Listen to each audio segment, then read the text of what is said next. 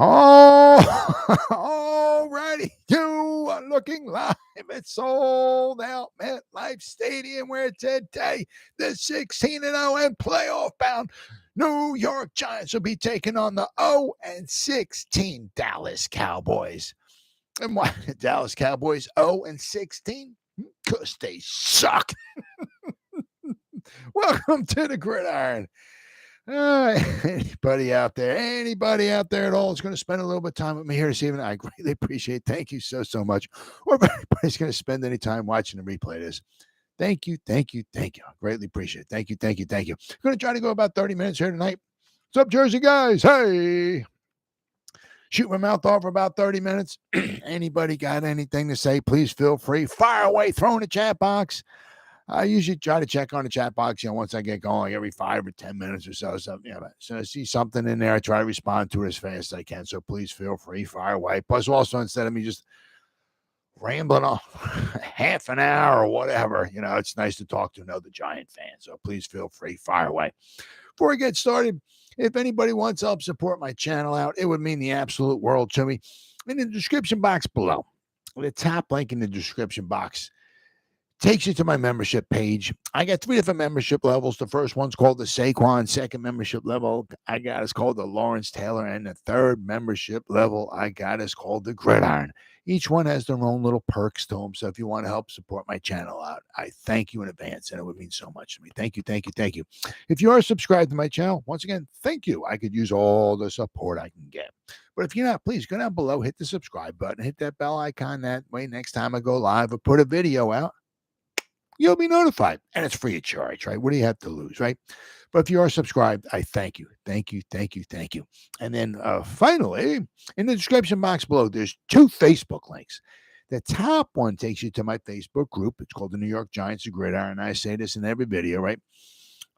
Basically my YouTube channel, my Facebook group, and the Facebook page, which I'll go over in just a minute. It's all called pretty much the same thing. New York Giants, the Gridiron. I dumb it down for a moron like me. Okay, that way I don't, what's my group called? What's the page? Is the page called something different than the group? Or what's the YouTube channel? It's all called the same thing. That way I really don't have to think too much, which is right down my alley, right? But in the Facebook group, we just hit 4,300 members. We had been hanging in there at 4,200 for a couple of days, but now we're up to 4,300 members. And usually, the group's been around for apparently 2 years. I didn't know it was quite 2 years. I thought it was like a year and a half, but whatever. It is what it is.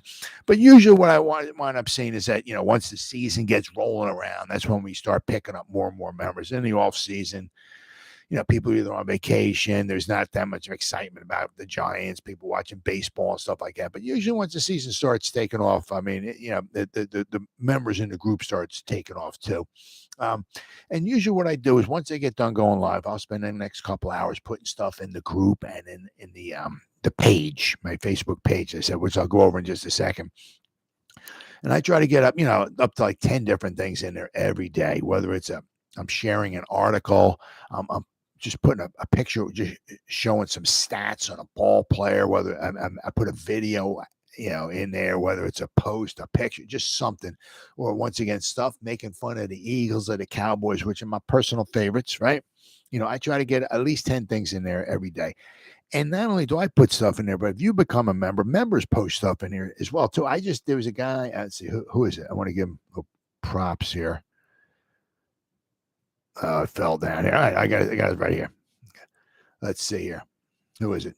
Curtis Roach just shared a picture he took of him in New York City with Aaron Ross. He took 2 pictures of him. Cool. And he shared it in the group. So, awesome. He put that in there an hour ago. Absolutely great. 2 great pictures he put in there. So, so people put stuff in there every day. So, whether it's, me or other stuff, there's a ton of New York Giants information going in there every day. Then the second Facebook link, all right, takes you to my Facebook page. I'm the administrator in there, right? So I'm the only one that posts in there, but, it's the same thing as with the group.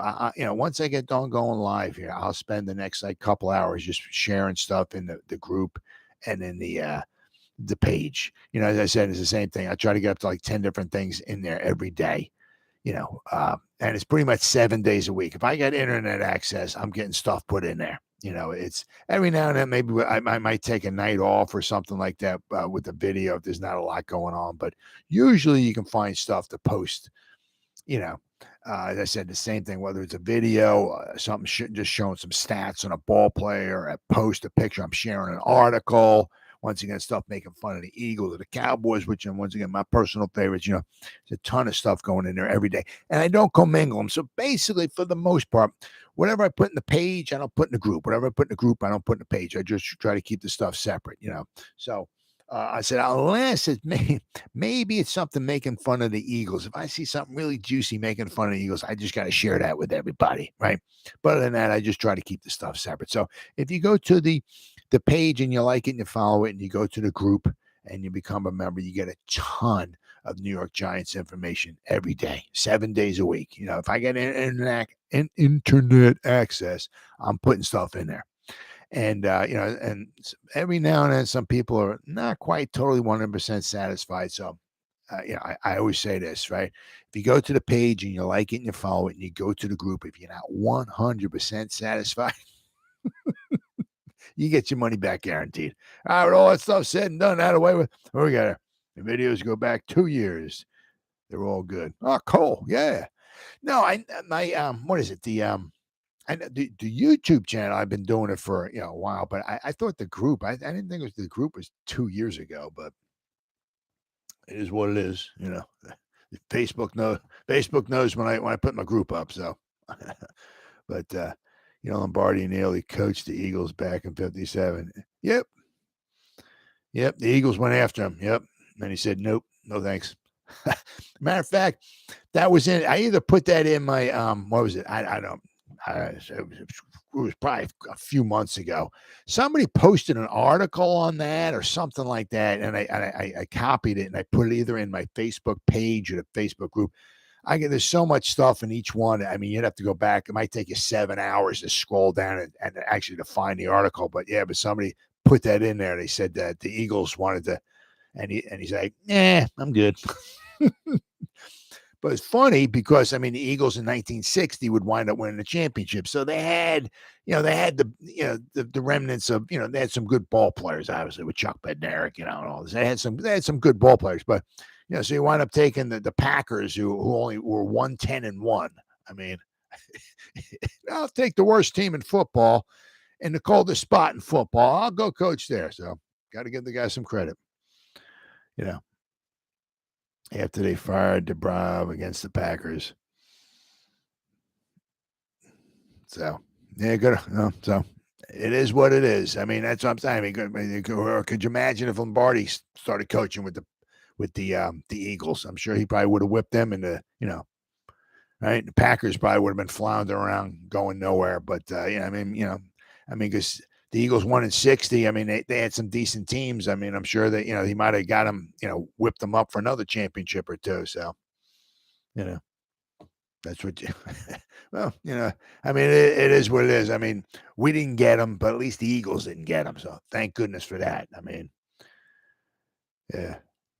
Well, if we would have wound up with Landry, I guess that wouldn't have been too bad. Although Landry, I don't think he ever beat Lombardi. I don't think he ever beat him. I don't think the Giants ever beat Lombardi either, to tell you the truth. And I know, obviously Landry was 0-2 in the playoffs against them, but I don't think Landry ever beat him, and I don't think the Giants ever beat Lombardi. Well, let's see. I have to go 19. Yes, I don't know if we played him in 59 or not, but now we wanted to go back to home to Texas. Oh, who? Landry want to go back home to Texas? If that's true, I guess you can't blame him, Yeah, there's also something else about, this is your team. 1960, there's the first year for the Cowboys. It wasn't like they were around since the Packers, So, it's the first year. You're going to get absolute garbage players, but that's your team. You mold them. And back then they had a you had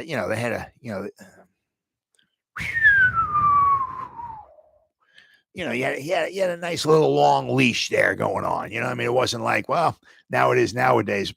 Dude, you lost the football game. you're fired. We'll get somebody else in here. I mean, that's the way it is nowadays. But back then, you had a nice long leash. So I mean, you got garbage ball players, and just make it your own team. But as you saw, if you were a good enough coach, you give enough years. Took him to 66 to get to the playoffs, but still, And after that, he was, I think from 66 to 83 or something like that. 1974 was the only year they didn't go to the playoffs. I mean, just unbelievable.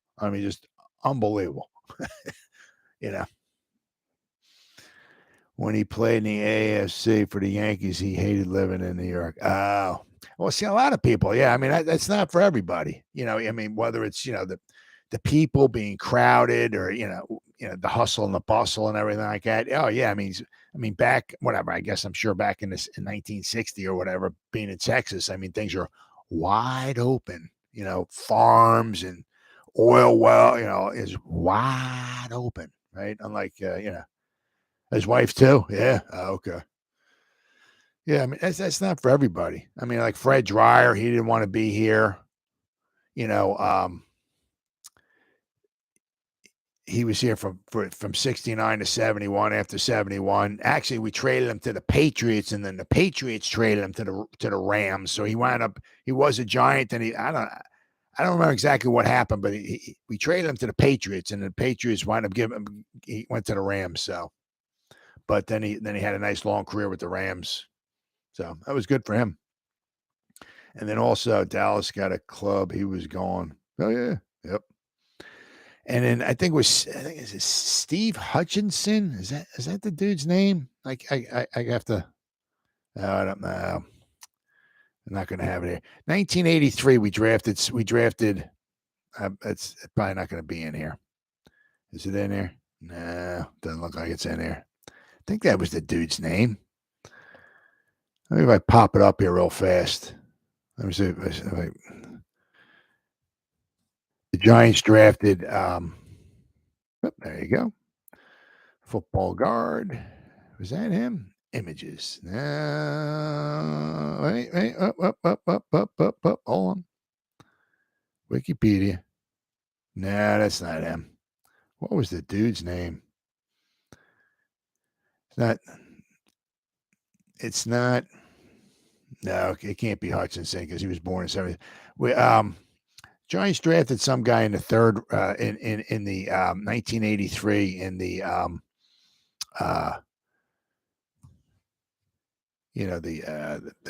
not the regular draft, the supplemental draft, 1983. They drafted an offensive lineman, and he didn't want to play for the Giants either. And he wound up going to the Hall of Fame.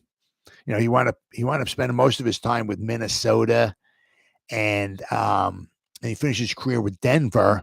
And he wound up winning a Super Bowl, but he didn't want to play in New York. I don't know if it was New York, the New York City, the organization. I don't know what it was, but he didn't want to play for New York. And he said the Giants wound up trading him away. They got a good pick for him, but just some guys just don't want to be here.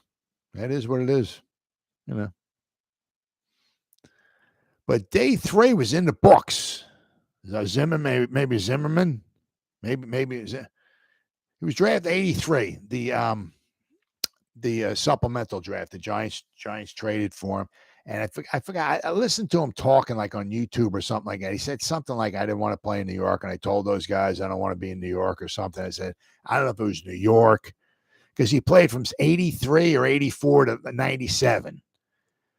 I think 97 was his last year. I think he won one Super Bowl with the Broncos. And because the Broncos won in 97 and 98. I don't think he was there in 98. So I think he just won one Super Bowl. Because I was always saying to myself, well, if you stayed in New York, you would have won 2 Super Bowls. You would have won in 86 and 90. But you went with Minnesota, and then you went with Denver. And then finally, I think if you look at it, I think 1987 was his 97 was his last season. So I think he got a Super Bowl in his final season. I don't think he was with the Broncos in 1998. But I mean, if he played from 83 or 84 to 1990, I mean, that's a long career in the NFL. But he's a Hall of Famer. Getting paid to play football. I don't. I said, I remember listening to him saying something along the line. I think it was on YouTube. I told him, I told my agent or whatever, something like, I don't want to be in New York. I want to play for New York or something. And they drafted me anyway, And then of course the Giants, traded him away. And I forgot who they got. They wound up with a nice draft pick for him. I guess maybe in '84. But he said he had a nice career. He was a Hall of Famer. I mean, the Giants really could have. What was it? The Giants certainly could have used him. A Hall of Fame offensive lineman, absolutely. But I said, for whatever reason, he didn't want to be in New York. But day 3 is in the books. Day 3. I saw there was a couple. It was a couple. Dable was talking. What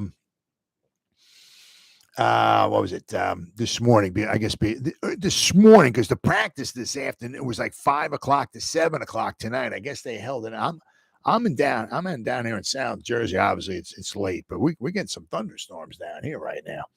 But the practice was this afternoon, like 5 to 7. But he was talking about some of the guys, a couple of the guys with the injury reports, which was nothing big. He said Cole Beasley took a knee to the quad on Thursday, and he was held out of practice.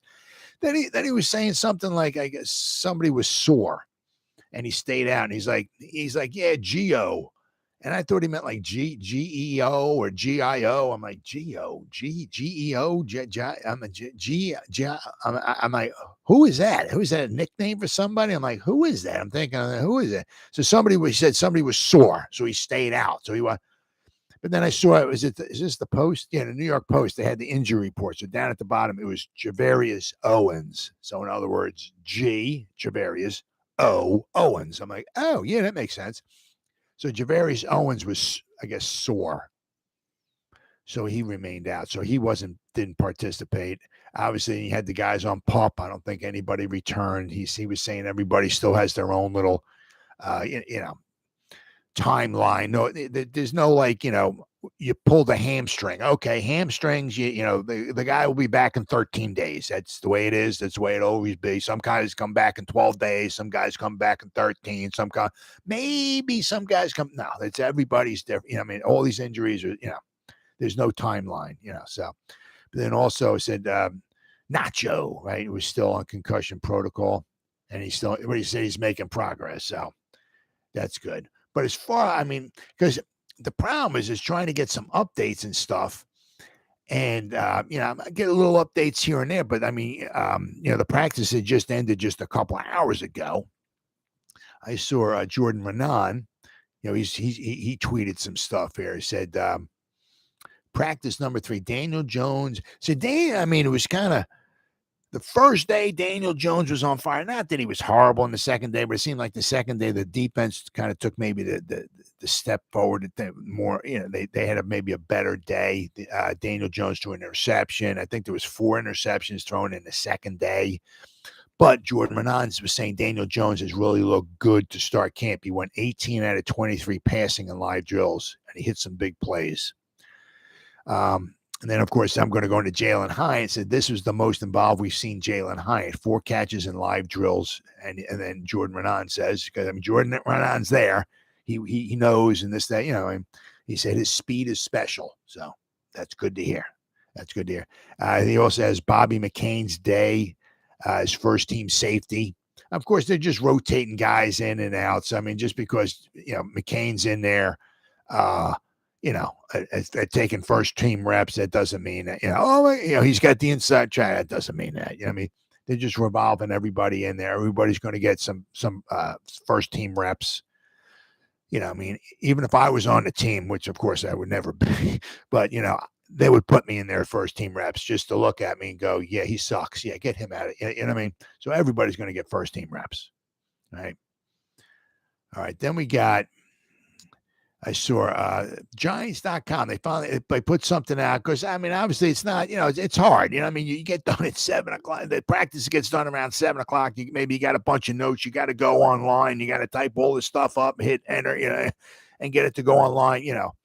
So for people like me to read. So who is this? Dan Solomon. Looks like he maybe wrote this here from Giants.com. Said top plays, Jalin Hyatt shines in evening practice. Says the Giants got the weekend started with an evening practice on Friday. So of course, they're off tomorrow in front of the fans at Quest Diagnostic Training Center.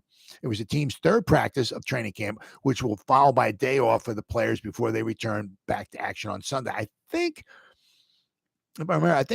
Tuesday is when they put the pads on and they go live for the first time.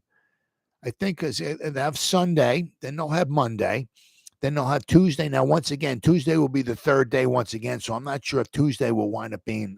There was a schedule there. I should have looked. I had a stupid me. So I'm not sure if a Tuesday would be a late practice once again, especially if they're expecting any kind of heat. But it's supposed to be padded, so that will be the first live. That's when the Bulls are going to go live. But then, of course, then maybe they might follow that up with Wednesday being off if they're doing 3 on and 1 off. So we'll have to keep it, wait and see. We're going to do that a few times, Coach Brian Dale said, of the 5 o'clock practice time. Plus, I give them a little bit more recovery time. So, meaning they got done yesterday morning at whatever, 8, 9, 10. Well, that wasn't that. They didn't get done at 8 in the morning.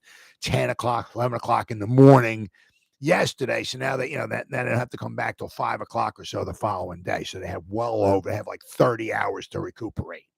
So which is good. And it's a different feel for the day, which it is. It's not the same. Oh, let's get up. Let's go make the donuts at 8 o'clock in the morning. Okay, here, it's something a little bit different. So there will be times during the season we have different schedules, which is true because we got a lot of prime time games, a lot of prime time games. I thought that was a good thing to do.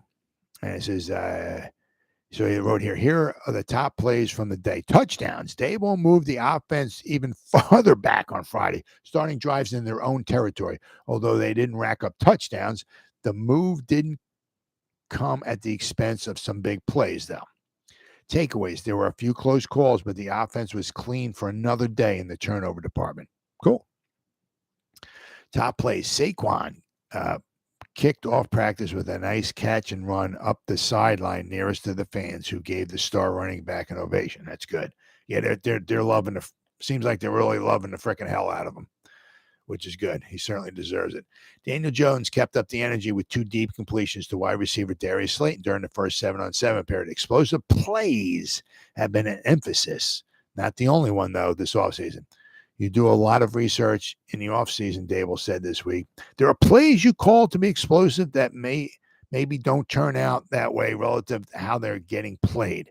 You can just focus on one area. It is certainly an area we need to improve on, that we will try to improve on. But I never want Daniel to force any ball.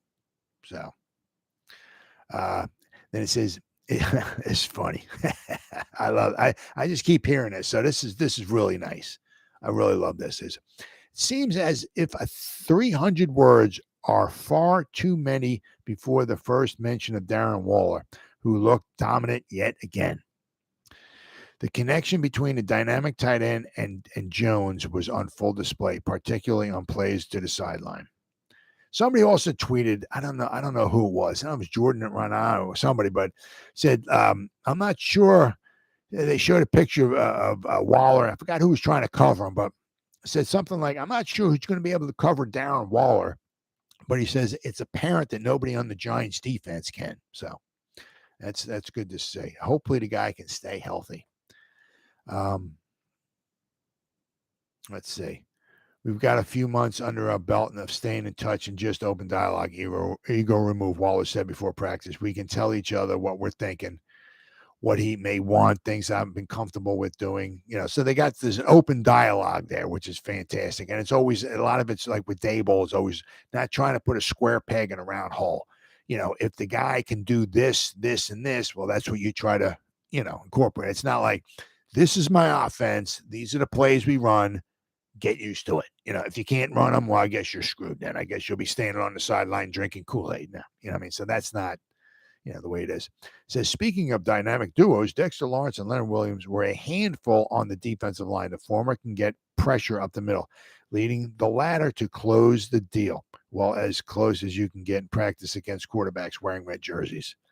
Rookie wide receiver Jalin Hyatt, the defending Biletnikoff Award winner, had his most productive day yet with Jones. The third-round pick showed his hands with some tough catches in traffic.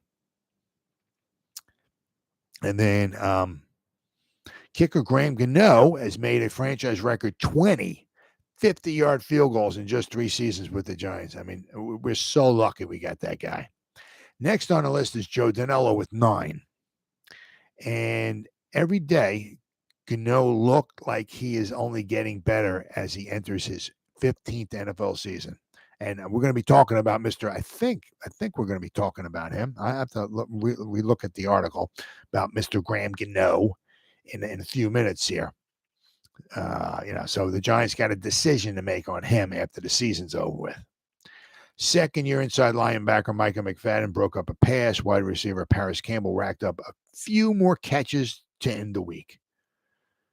So, I mean, obviously, I'm sure there was a lot more going on than just that. But, lots of good stuff going on. Yeah, the Heat. Yeah.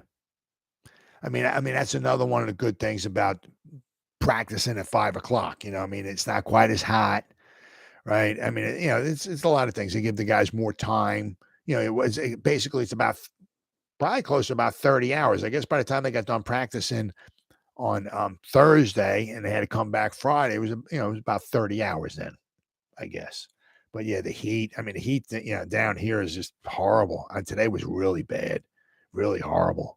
I mean, the air quality is horrible. Just the humidity, the heat, just absolutely horrible. I mean, thankfully, I guess for one respect, these guys are doing it with just helmets on, which is hot enough. At least they don't have all the pads on. But apparently, I think Tuesday is when they're going to be suiting up for first. CBA dictates a lot of stuff now. Oh, yeah. Yep. Especially after that kid in Minnesota died. Oh, yeah. Oh, absolutely. Yeah. And I mean, you hear things, and I understand, and I can't blame anybody. Like sometimes, like if you're not supposed to have any contact, and maybe, I don't know, whatever, there's a drill where a couple guys have to hit each other or something like that. I've heard things like guys calling up the CBA. Hey, what's going on here? We got some contact going on here in day 2. That's not supposed to happen, right? So, you don't want to, you don't want to be messing with the CBA. So, I mean, understandably so. But, it's also kind of interesting that Howard Cross, have you ever, Big Blue Kickoff Live, have you ever listened to him? Coughlin had trouble adopting. Oh, yeah. Oh, yeah. Bill Parcells, when he was coaching, when he's coaching the Cowboys, there was a video of him. He was talking to somebody. I don't know. It was the video was kind of from like far away. He's like, we spend more time now, having like talks and walkthroughs and this and that. He's like, back in the day when I was used to go, we used to actually go out and practice. Remember that? You know what I mean? He's like, now all we do nowadays, we just have walkthroughs and teach this and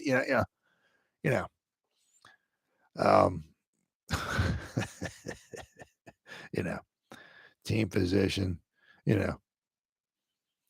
it's things are certainly a lot different, But if you ever listen to Howard Cross talking on Big Blue Kickoff Live, which I'm sure you listen to, he has an interesting theory, which is kind of like, kind of in a way, kind of makes some sense. Is that guys don't, you're trying to just bubble wrap them, and I get it now because the season now, you got a long season, although a lot of guys don't play in preseason. So it's like 17 games. Obviously, the season's longer now. I get it and all that stuff. One guy's, can you imagine Lombardi's? Oh, my God, yeah, Lombardi. Yeah. He'd have a heart attack. But you got all these guys, they're playing. That was just a long season. You don't want to wear them down and all that and everything. But, you bubble wrap these guys and all of that and everything. And then a lot of times what winds up happening, they get injured. But I'm saying Howard Cross is thinking it's kind of like, I think he referred to it as kind of like as like a fighter. A fighter just doesn't walk into the ring And, I get a championship fight, and he signs a championship fight. And we're going to have the championship fight in 3 months. And then the guy sits home and just eats Cheetos and watches Netflix and drinks Kool-Aid and stuff like that for 3 months. And he just walks into the ring and has a fight. Now, what do? You spar every day. You get hit, you get hit, you get hit, you get hit. You actually, you hit the bag, you run, jump rope, all whatever, sit-ups, all that stuff. But you spar, you get hit, right? So then when the fight comes, you're prepared, right? Well, I said our cross guys the same thing too. You bubble wrapping these guys too much. It's like, don't get any contact. Don't do this. Don't that. He said you need to get hit to prepare to be hit. Just the bubble wrapping these guys, and then you just wind them up on day one of football, and you put them down on the field, and you let them go, and they run into each other, and they get hurt. Yeah. Why is he getting hurt? Yeah. Well, because we didn't have any contact in preseason. Why is everybody getting hurt? Oh, it's because you're not having any contact in preseason. He seems to think, and it makes a lot of sense. Take the huggies off. Take the huggies off.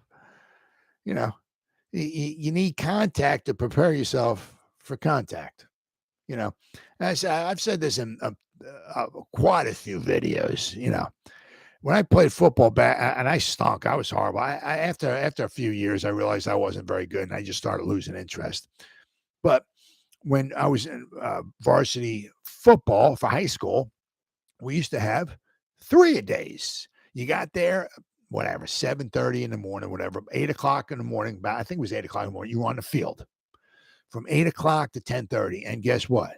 You hit from, you warmed up for the first 15, 20 minutes, stretching, sit-ups, push-ups, whatever.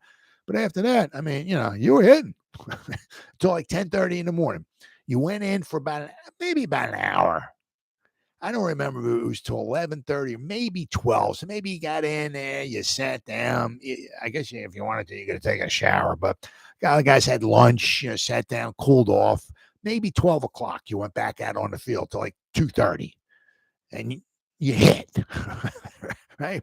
Then you went home from 12, and actually, I used to have to ride my bike to school.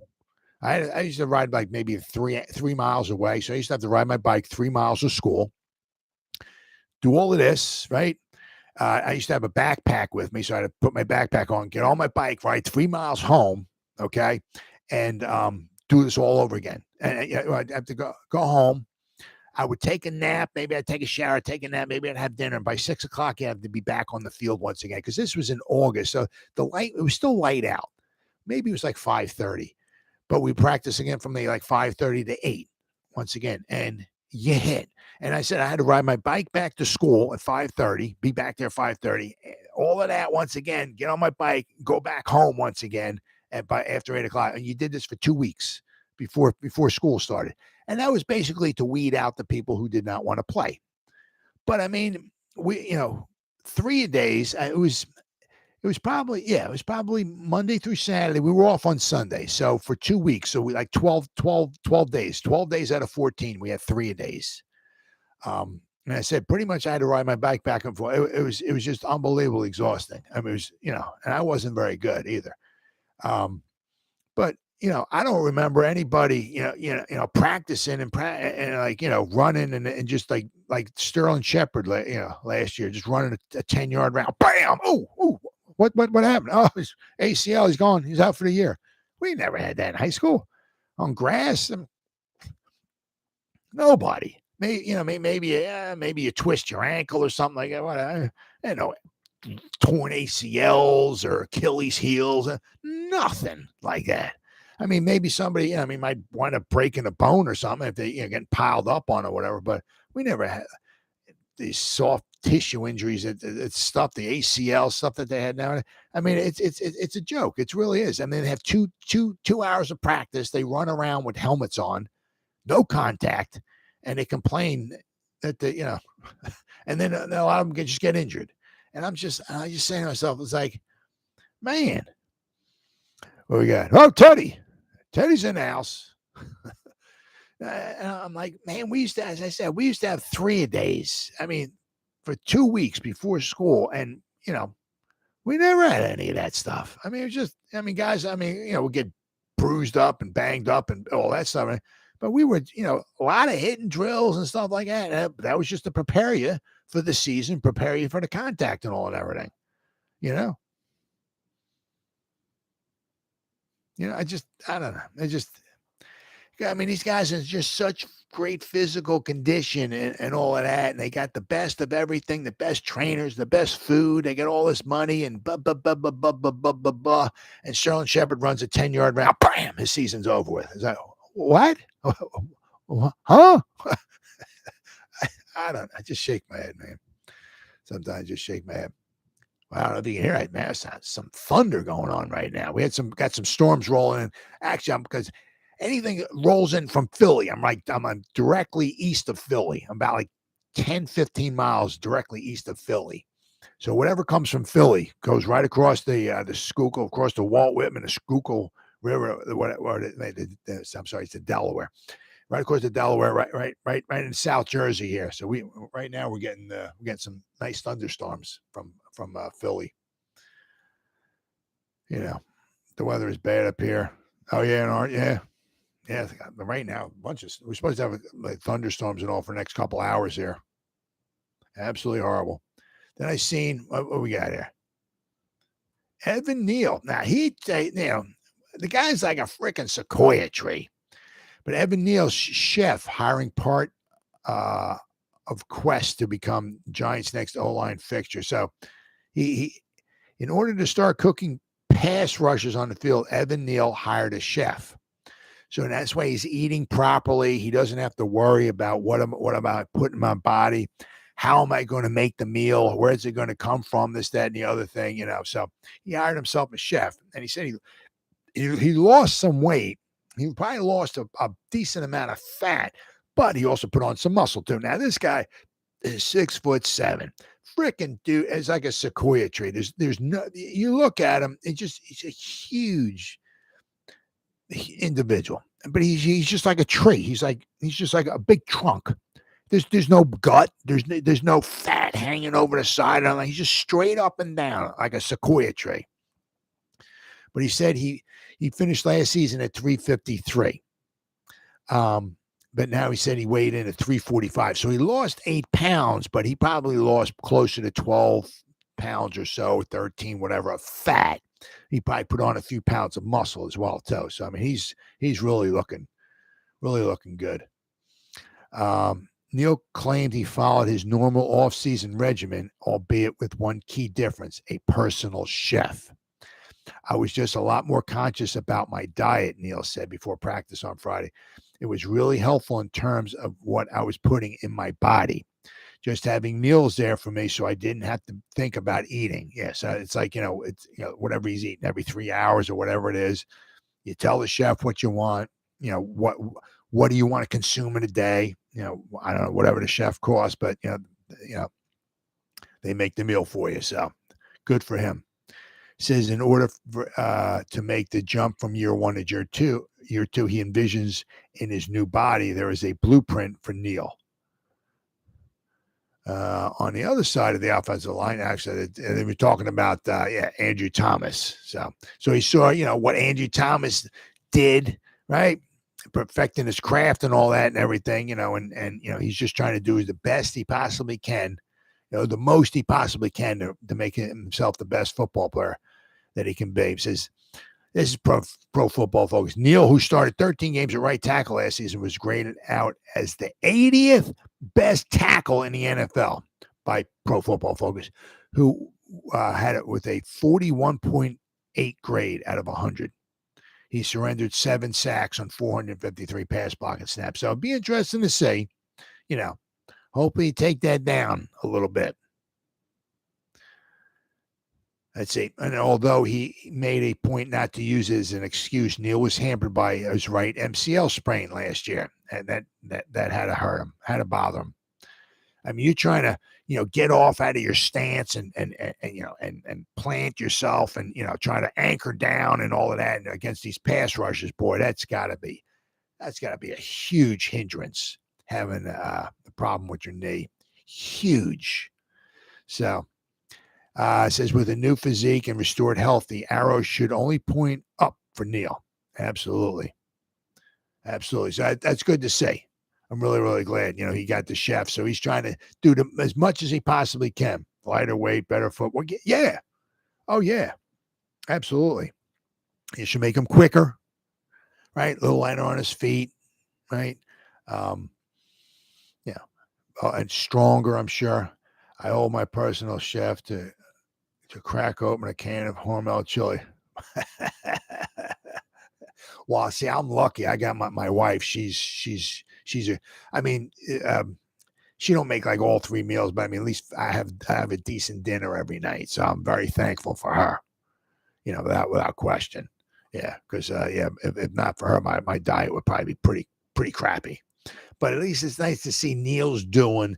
I said, he spent some time with that guy Anderson, who used to be with the, I believe it was the Bengals back in the day, the 90s and the early 2000s. I think he finished off with the Ravens maybe, but, working on his footwork and everything, so he worked out, he lost fat, he had a diet, he's working on his craft and everything. So he's doing pretty much as he can to make himself better. Now I said, once again, is this going to make him a Hall of Famer or nothing? Probably not. But, is he going to get better? I mean, I have a hard time believing he won't get better, and I'll tell you what, man, that would be fantastic. If we can get, Andrew Thomas, if we get Evan Neal to be close to all pro level, man, have 2 tackles. Oh, man, for the next 5, 6, 7 years. And we have Michael Schmitz as the center. That's nice. I knew Neal would be a good pro. Well, see, a lot of it, seemed like a lot of what the Giants are trying to bring in, smart, tough, and dependable and all that. But I mean, some of the guys they drafted were team captains, so far it doesn't look like they drafted any Eli Apples or DeAndre Bakers or any people like that. It's just, people that take, the stuff seriously. And, that's all you can ask. Banks is like that. Oh yeah. Deontay Banks. Oh, absolutely. Oh yeah. He seems like, because he doesn't have many words at all. I mean, he was, what was it? Listen, it was a Big Blue, wasn't Big Blue kickoff live, but the Giants or something like that. They had that thing and they were talking to, John Smeltz was talking to all the cornerbacks and he was talking with Banks. I think Banks also had he met with the media and stuff like that, a couple of times, but I mean, he gives you real short answers, real short answers, Oh yeah. Mature and tough. Oh yeah. I mean, that's seems like a lot of the guys that they're bringing in, which is good. They're very mature for their age, and they did you see it today? Yeah. Yeah, what I mean. So they're gonna try to do the best that they possibly can, for themselves, the better for them to become a teammate and all of that and everything. Yeah, good character, absolutely. Even though he don't talk much, he's got good character, absolutely. And then finally, here I got 5 impending free agents. The Giants in 2024. Should start worrying about. Of course, one of them, is Saquon. They'll have to wind up waiting and see what winds up happening with him. Says, let's see. Yeah, if they could tag him again next season, it would be $12 million. So he'd be guaranteed $12 million. Now, maybe they could wind up possibly, putting the $12.1 million franchise tag on Saquon, maybe, or they might have to do Xavier McKinney, who knows, but they did it with Saquon, it would be like $12.1 million, but then they can maybe do the same thing with the incentives. Maybe Saquon will go for that. Give me $12 million guaranteed. If I can't get a long-term deal, give me $12 million guaranteed and give me some incentives. So maybe I can make it $13 million. But so Saquon is number 1. Number 2 is cornerback Adoree Jackson. Says in only a couple years with the Giants, Adoree Jackson has proven himself to be a stable piece to a position that has lacked consistency for years. Yep. Giants and cornerbacks have not mixed well, and it looks like Jackson is starting to turn the tide in a positive way for the position. Now, I mean, he's a classy guy. He just doesn't get many turnovers, he only played 10 games last season because he returned the punt and he wound up getting injured. But the impact was there. Jackson tallied 51 total tackles and 7 passes defense in the games he played. These aren't numbers that will reset the cornerback market. Nope. But there is a sense of security when he's out there. Yeah, absolutely. I mean, absolutely. So, I mean, it'd be interesting to see because the Giants have a bunch of, young guys out there. Not that Adoree Jackson's going to be old at all by any stretch of the imagination. He's only 27. So it'd be interesting to say, did the Giants maybe go in and try to draft somebody, or maybe try to bring somebody else in free agency? It'd be interesting to say, did they slide Deonte Banks over to the number 1 and have somebody else? They got a bunch of guys. Did they see somebody this year who can maybe step into that number 2 role? Be interesting to say as far as what they're going to wind up doing with Adoree Jackson. Then, of course, we got Xavier McKinney, because he was a second-round pick, so they can't put the 5th-year option on him, right? But they could franchise tag him, but if they franchise tag him, they can't franchise tag Saquon Barkley. So, it says, much like Jackson, Xavier McKinney has brought some much-needed stability to a position group that needed it badly. Of course, the ATV accident in 2022 makes his past season pretty much a wash when you look at the stats. That's a shame considering how good his sophomore season was in 2021. He was very, very good. He had 93 tackles, 5 interceptions, 10 passes defense, and even 1 touchdown against the Raiders, which pretty much helped Giants win that football game. Right. Hopes were sky high for McKinney to have an even bigger 3rd year before his injury. So he'll only be 24 by the end of this upcoming season. And he's already proven that he can play at an elite level at such a young age. So be interesting to see what the Giants think about him. Now, of course, the safety market, is a little bit different than the cornerback market. If you're going to pay a top-notch cornerback, you're going to be spending more money than you would at the safety. So it'll be interesting to see where the Giants want to go there. But, I mean, you look at it, if they do let Adoree Jackson go, if they want to hold on to Xavier McKinney, then, you have at least a top-notch, very, very good safety. And you'll have with Deonte Banks, you have at least one very, very good cornerback. Then, of course, we got the next one, of course, is Leo the Lion. All right. Now, be interesting to see how he fares out this season because it's a contract season for him. So is he going to ball out like he did a few years ago when he got that nice guy's contract and got himself double-digit sacks? We'll have to wait and see. Leonard Williams has had somewhat of a career resurgence since joining the Giants since 2020. Williams has compiled 179 tackles, 20.5 sacks, and 24 tackles for loss. This is all while missing just 5 games in a 3-year span. He helps anchor a defensive line that seemingly gets better every year. And with new additions, A'Shawn Robinson and Nacho, the depth for the D-line is looking solid. Yes, it is. Giants are no stranger to playing defensive linemen as they signed Dexter Lawrence to a huge 4-year deal. So now the thing is that, he will be 30 years old entering the 2024 season. So now the thing is, if you're paying sexy Dexy good money, what do you want to, pay 2 defensive linemen, whatever, $45 million or so a year between the 2 of them? Is that what they want to do? Don't know. We'll have to wind up finding out. But of course, a lot of it's also going to depend upon, Leo's health. Can he make it through the season? What kind of season does he have? And if he only produces like 3 sacks, is that something the Giants are going to want to dish out $20 million for? $15 to $20 million? Don't know. Then the final one, as we circle all the way around, come back full circle, Graham Gano, who we were talking about earlier, who's looking good in his 15th season. Says in this article here, is from G-Man HQ, Graham Gano, yes, a kicker is number 1 on this list.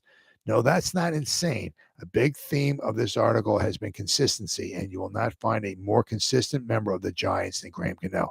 That's absolutely right. He was just consistency. The 50-yard field goals he keeps making we're so lucky. So lucky to have the guy.